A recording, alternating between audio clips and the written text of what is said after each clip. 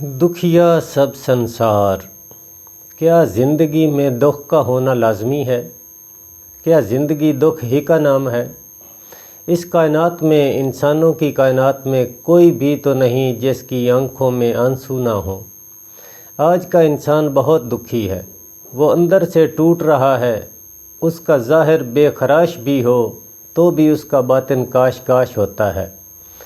आरज़ुओं की कसरत ने इंसान को दुखी कर रखा है।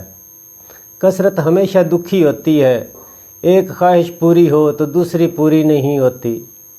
खुशी का एक लम्हा गम और अंदेशों के लम्हात को जन्म देता है। एक हासिल में कितनी ही महरूमियाँ छुपी हुई होती हैं। इंसान जो कुछ भी होता है उसके अलावा कुछ भी नहीं हो सकता, और इंसान फितरतन अपने अलावा कुछ और होना चाहता है। दुनिया उसे एक नाम, एक सिफ़त से पुकारने लग जाए तो वो ख्वाहिश करता है कि लोग उसे दूसरे नाम, दूसरी सिफ़त के हवाले से पुकारें। ऐसा नहीं हो सकता, बस वो दुखी हो जाता है। हर इंसान चाहता है कि उसे चाहा जाए, उसे पसंद किया जाए, लेकिन क्यों? इस क्यों से ही बिगाड़ पैदा होता है। लोग अपने अलावा किसी को पसंद नहीं कर सकते, और ख़ुद पसंदी की आदत भी खुद गरेज़ी की अलामत है। इंसान ख़ुद को भी हमेशा के लिए पसंद नहीं कर सकता, बस इंसान दुखी है। इंसान कसरत माल और कसरत औलाद को खुशी का ज़रिया समझता है, लेकिन कसरत माल महज वबाल है, और कसरत औलाद अक्सर इंसान के लिए दुख का ज़रिया हो सकती है। औलाद की आरज़ू और औलाद की परवरिश की तमन्ना और फिर औलाद की अपनी आरज़ुएँ इंसान के लिए एक अजब मुसीबत हैं। औलाद मुअद्दब न हो तो एक अज़ाब है। आजकल औलाद का मुअद्दब होना एक मुश्किल मसला है। आज के बच्चे आज के इंसान के दुख की इलामत हो सकते हैं।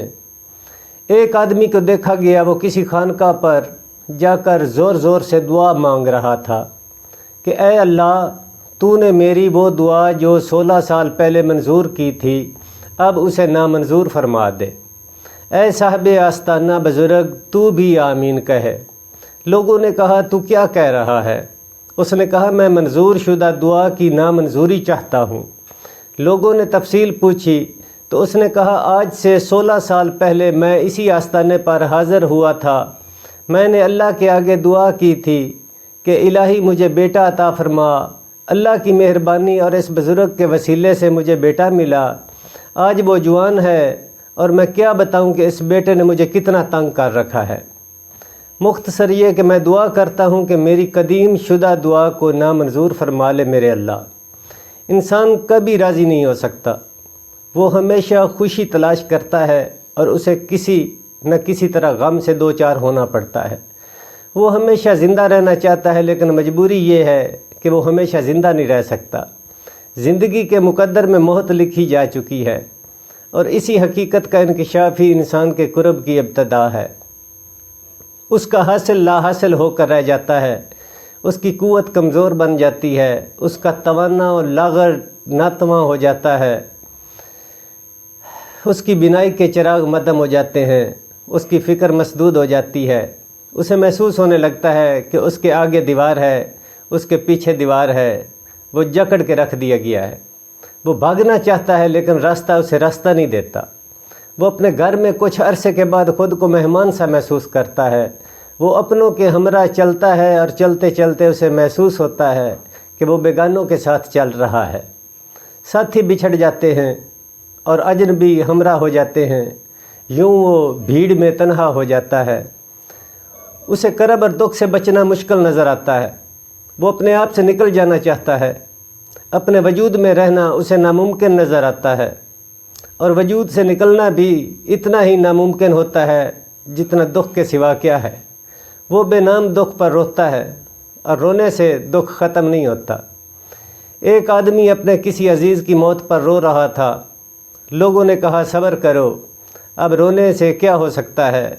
उसने रोते रोते जवाब दिया, भाइयों, रोना तो इसी बात का है कि अब रोने का भी कुछ फ़ायदा नहीं। मैं अपने रायगा आंसुओं पर ही तो रो रहा हूँ।